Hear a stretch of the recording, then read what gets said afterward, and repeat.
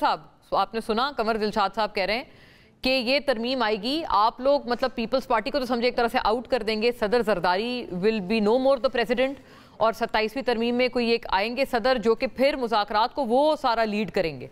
ये बेसिकली होने जा रहा है। और ये 27वीं तरमीम आपने बड़े दिल से करीब लगा के रखी है, वो आप पर्चा किसी को दिखा नहीं रहे, लेकिन कंवर दिलशाद साहब बड़े बावसूख जराए हैं उनको पता है।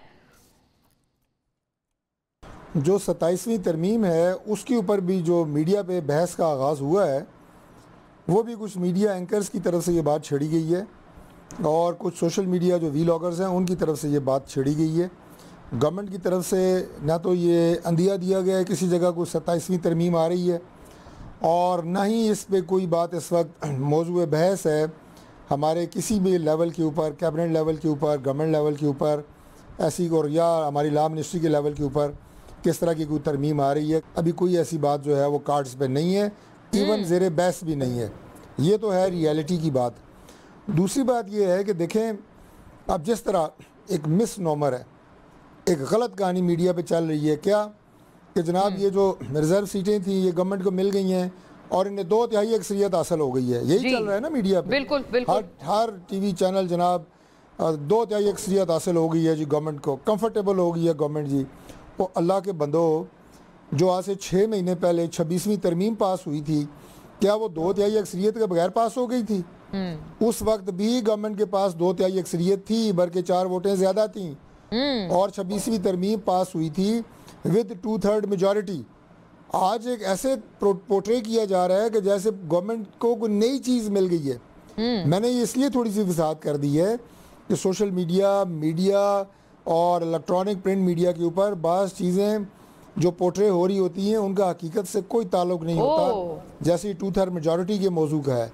लेकिन तारिक साहब एक अर्ज है कि देखिए वो 2/3 आपको हुकूमती ट्रेजरी बेंचेस से तो नहीं मिली ना, JUI ने आपका साथ दिया, आपने इस तरह से गोया ये जो नंबर था उस वक्त 26वीं में पूरा किया था, अब आपको उसकी जरूरत नहीं पड़ेगी, इसलिए ये बात है बेसिकली कॉन्टेक्स्ट। लेकिन हमारे साथ ही थे ना। मैं ये कहूँगा कि जब अगर 27वीं तरमीम होगी तो वो भी हमारे साथ ही होंगे, क्योंकि सैनिटी की बात जब गवर्नमेंट करती है तो ये सारे लोग जो हमारे साथ थे उन्होंने 2/3 अक्सरियत बना के दी, बल्कि PTI के भी कुछ लोग थे, उनकी सपोर्ट से बनी। तो 5 उमर साहब बता रहे 5 लोग। अब ये जो मामला चल रहा है ना 27वीं वाला, ये भी सोशल मीडिया और मीडिया पे घूम घूम के बातें हो रही हैं। अभी गवर्नमेंट रैंक्स एंड फाइल्स में कोई बात भी इस तरह की ज़ेर गौर नहीं है। और जो अभी कंवर दिलशाद साहब जो हैं वो बड़े सीजनड और बड़े माशाल्लाह माहिर तजियाकार हैं और बड़े टॉप नॉच ब्यूरोक्रेट रहे हैं, उनकी इस बात की कम अज़ कम मुझे कोई दलील और लॉजिक और मंतक समझ नहीं आई जो बात उन्होंने की है। बाकी ज़ाहिर है वो खुद वजाहत कर सकते हैं जो उन्होंने बात की है। मैं अपना मौक़िफ़ आपके सामने रख दिया और बड़ी।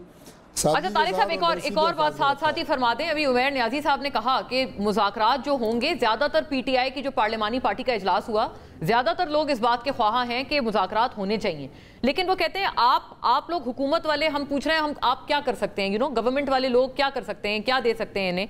उन्होंने कहा 26वीं तरमीम के बाद सारी जो जुडिशरी है वो मातहत है एग्जीक्यूटिव की, आपके कॉल या व्हाट्सएप मैसेज की मार है कि जो इनकी 190 बिलियन पाउंड्स केस में अपीलें नहीं लग रही, आप बोले अगर अदलिया को तो लग जाएगी, आप करेंगे आप लोग गवर्नमेंट, क्योंकि प्राइम मिनिस्टर ने भी ऑफर किया है बैरिस्टर गौहर को दोबारा कि आए बैठें।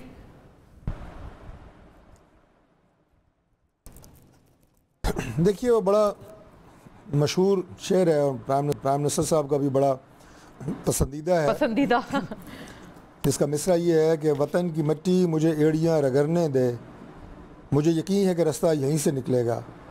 बिल्कुल इसी तरह मुझे यकीन है कि रास्ता जब निकलेगा तो इंशाअल्लाह मसाइल के हल का रास्ता, PTI के गिले शिकवों का रास्ता, एक बेहतर सियासी माहौल बनाने का रास्ता वो पार्लियामेंट से निकलेगा, वो सिर्फ पार्लियामान से निकलेगा और वो मुज़ाकरात से निकलेगा।